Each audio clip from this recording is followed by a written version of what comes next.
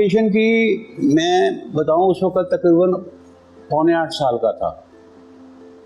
मेरा जो बर्थ हुआ है 1939 सितंबर में हुआ, और हम लोग 22 जून को हमने तैयारी कर ली कि हमने अब माइग्रेट करना है, शिफ्ट करना है। मेरे फादर का नाम सतपाल अरोड़ा है, जो सन 35 में पैदा हुए थे लाहौर में। वहीं पढ़े लिखे, और सन 47 में 15 अगस्त के पार्टीशन से करीब 3 दिन या 4 दिन पहले ही दिल्ली आए थे, और उसके बाद दिल्ली ही रहे। रहने वाले तो थे ओल्ड सिटी लाहौर, जिसको अंदरून शहर लाहौर कहते हैं। तो वो बड़ा कंजेस्टेड एरिया था और मिक्स पॉपुलेशन थी, मिक्स पॉपुलेशन, अब आपस में इकट्ठे रहने वाले थे। मेरे जो नाना का घर था वो दिल्ली दरवाजे में था, हम जो हैं शालमी दरवाजे के थे, और आसपास के वहाँ 12-13 दरवाजे हैं, वो सारे इंटरकनेक्टेड थे। तो इंटरकनेक्टेड ही लाइफ थी वहाँ पर। मैं उस वक्त क्लास 3 में अभी प्रमोट हुआ था, तो उस दिन से मेरी जो है ये डिवीजन के बारे में यादें जो है ना शुरू होती हैं। अब इनको दोनों फैमिलीज़ को, जैसे बाकी हज़ारों लाखों फैमिलीज़ को ये लगा जब पार्टीशन अनाउंस हुआ कि ये तो सिर्फ बातें, फाइनली पार्टीशन होगा नहीं, और जो जहाँ है वो मतलब वहीं रहेगा, और ऐसा कुछ नहीं होगा कि इधर एक अलग मुल्क बन जाएगा पाकिस्तान और उधर एक अलग मुल्क बन जाएगा जो ऑलरेडी था हिंदुस्तान। ये इन लोगों के मतलब दूर दूर के ड्रीम्स में भी नहीं था, डिनायल में थे ये लोग। 6 मार्च थी 1947। मैं स्कूल अकेला ही चला गया था, होऊंगा उस वक्त 7-1 साल का। तो स्कूल मेरा जो था शहालमी गेट अंदरून शहर के अंदर था, तो 2nd फ्लोर पे था, और मैं अकेला गया और ऊपर चढ़ा तो देखा सारा छत खाली, तो ना कोई टीचर ना कोई स्टूडेंट, और बिल्कुल बियाबान। मैं थोड़ा सा घबरा गया, उसी पैर नीचे वापस आया। अभी मैंने सड़क पार भी नहीं की, सर्कुलर रोड, तो वहाँ देख रहा हूँ ऊंचे लम दड़ंग आर्मी के यूनिफॉर्म में लोग जवान खड़े हैं, उनके हाथ में बायोनेट है, और बायोनेट मैंने ज़िंदगी में पहली बार देखी थी, राइफल भी शायद पहली बार देखी थी। सर्कुलर रोड के ऊपर बसें चल रही थी तेज़ तेज़, और उसमें जो एजिटेशनिस्ट थे वो नारे लगाते हुए जा रहे थे, और उसमें वो मुस्लिम एजिटेशनिस्ट थे। देखते देखते देखा कि हमारे जो सामने जो मेन रोड है, जो कि पुराने शहर को हॉस्पिटल्स के साथ मिलाती है, चाहे गंगाराम हॉस्पिटल था या मेयो हॉस्पिटल मेनली था वहाँ पर, वहाँ पे एक के बाद एक चारपाई के ऊपर हलाक आदमी आ रहा है, एक के बाद एक स्ट्रेचर पे आ रहा है, कोई टांगे पे बैठा हुआ तड़पता हुआ आ रहा है, कटा हुआ, कुछ कोई कारों बसों में आ रहा है। पता चला कि इन लोगों के साथ यानी कि मारकाट हुई है। हमारे पिताजी जो पैदा हुए थे, तो उनकी पैदाइश के टाइम में ही उनकी माँ गुजर गई थी, और उनकी 2 बड़ी बहनें थीं और एक बड़ा भाई था।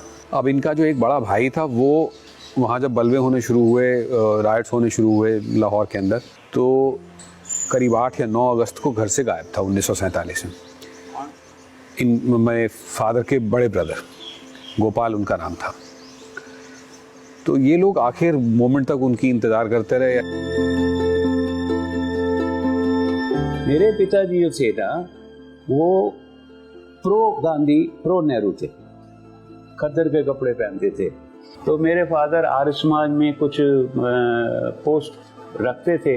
3 जून का फैसला था जो माउंटबेटन ने, वो अब मुझे पता चला, उस वक्त मुझे नहीं मालूम था। 3 जून को माउंटबेटन ने कहा कि हम 14 अगस्त को डिवीजन करने वाले हैं हिंदुस्तान पाकिस्तान। उसके बाद एक बीच में डेट और आती है 16 जून की, शायद 13 जून की, 16 जून, उसमें भी फैसला हो गया। हाँ, उसमें आया रेडक्लिफ का कि उसने जो है लाइन ड्रॉ कर दी है। वो तो खैर मेरे पिताजी को मालूम होगा, मुझे तो नहीं मालूम था, लेकिन उस वजह से ही हुआ होगा कि 22 जून चूज कर ली उन्होंने। तो उन्होंने कहा वो यहाँ रहने का फायदा कोई नहीं है, अभी हम चलते हैं। उससे पहले मई के महीने में जब तक ये फैसले नहीं हुए थे, हम सिर्फ ऐसे टॉस किया करते थे, ऐसे सिक्के के साथ, या पर्चियां डालते थे कि कहाँ जाना है। जाना तो है, गर्मियाँ आ गई हैं, गर्मी की छुट्टी में लाहौरी आमतौर पे कोई मसूरी आता था, कोई सोलन आता था, कोई दिल्ली जाएंगे, कोई अमृतसर जाएंगे, बच्चे आपस में खेलते रहते थे। लेकिन वो अल्टीमेटली फादर ने डिसाइड किया कि हम जो है अमृतसर जाएंगे। तो 22 जून संडे था, दोपहर का टाइम था, 1 बजे के करीब। पैकिंग सब कर चुके हुए थे, सामान बहुत लाए, हम दोबारा से घर चला सकते थे। रसोई का सामान, घर का सामान, कपड़े लत्ते, बिस्तर, बाबूजी के अपनी दवाइयों का सारा सामान सब पैक कर देता। जब ये सो कॉल्ड नया मुल्क जो बना था पाकिस्तान, उसको छोड़ के जब हिंदुस्तान आए तो अपनी एक बहन के साथ आए। दूसरी बहन वहीं रह गई थी जिनकी वहाँ शादी हो चुकी थी। ये लोग वहाँ से निकले 12 अगस्त की शाम को।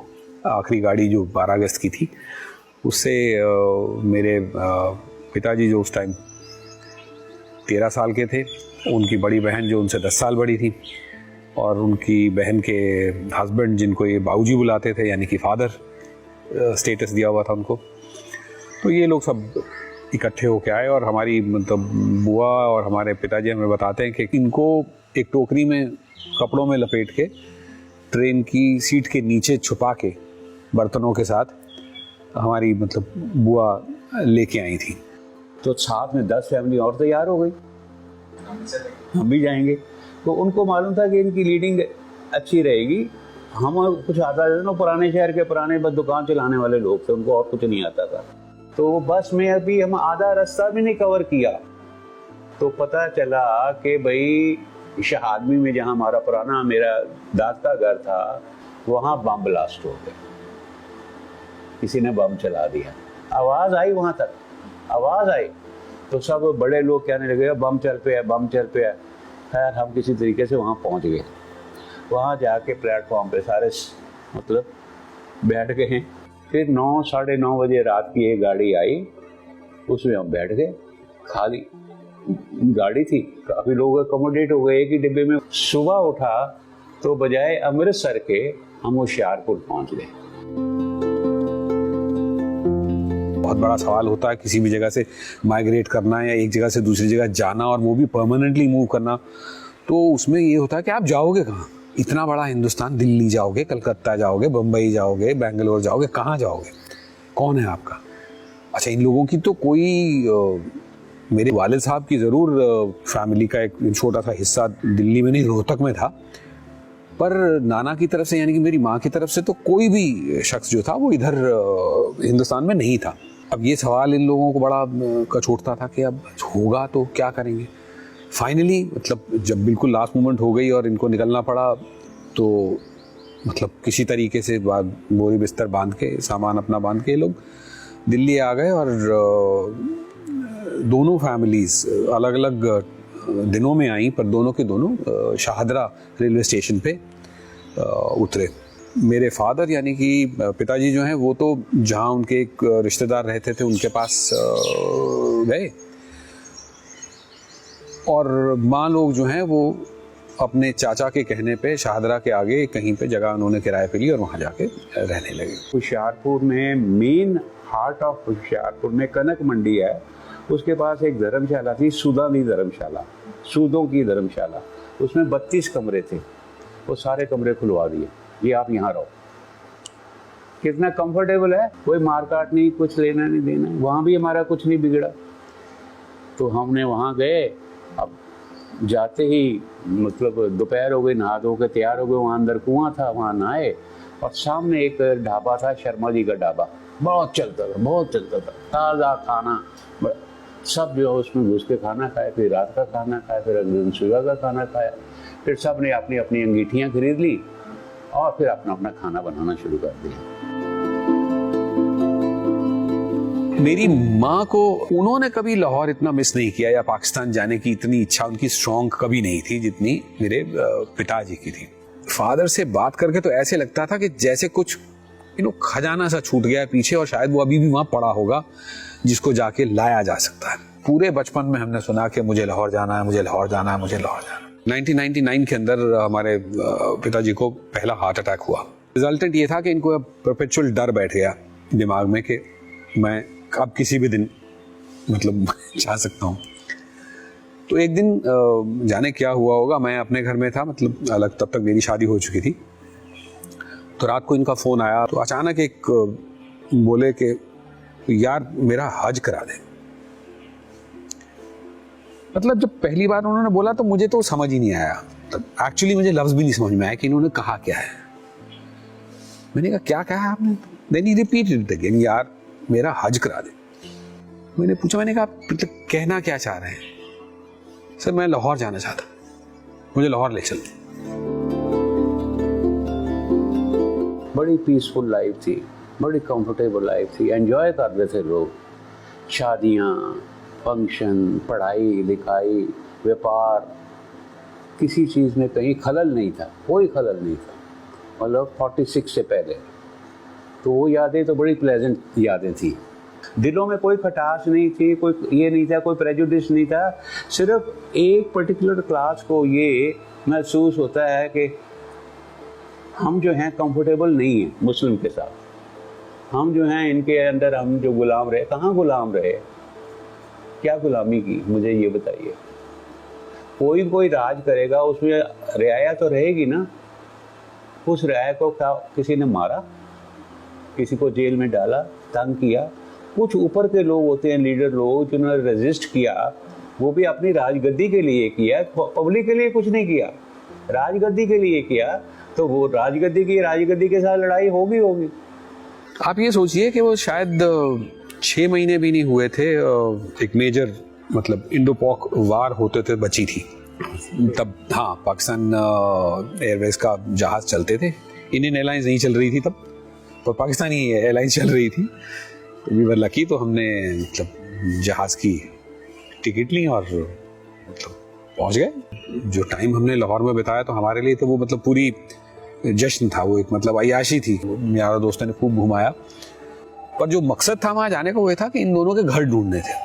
हमारी माँ का घर तो जाते ही तीसरे दिन या दूसरे दिन हमें मिल गया। हमारे अब्बू को याद नहीं आया, पिताजी को कि कौन सी जगह थी, कौन सा मोहल्ला था। वो धीरे धीरे करके फाइनली उनका घर भी मिल गया। हमारे फादर तो इतने ज़्यादा एक्साइटेड थे कि वो जैसे ही उन्होंने घर ढूंढा, वो भागते भागते सीढ़ियाँ ऊपर फर्स्ट फ्लोर पे गए और जो वहाँ पे मकान मालिक, जो आजकल जो लोग वहाँ रहते हैं, उनसे पूछने लगे। घुसते ही बाएं हाथ पे, कि यहाँ पहले खिड़की होती थी, वो कहाँ गई। और एक बड़ी एम्बैरेसिंग बात की जिसको मैं बताना नहीं भूलता हूँ। कमरे में वापस आए बालकनी से होके, तो वो जो साहब वहाँ रहते थे उनसे पूछते हैं, उनको बताते कहते हैं कि हम यहाँ एक सोफा छोड़ गए थे, वो कहाँ है। I felt completely ashamed. I told him, I said, for heaven's sake, मतलब 55 साल हो चुके हैं, आप क्या बात कर रहे हो, मतलब इतनी लाइफ थोड़ी होती है फर्नीचर की।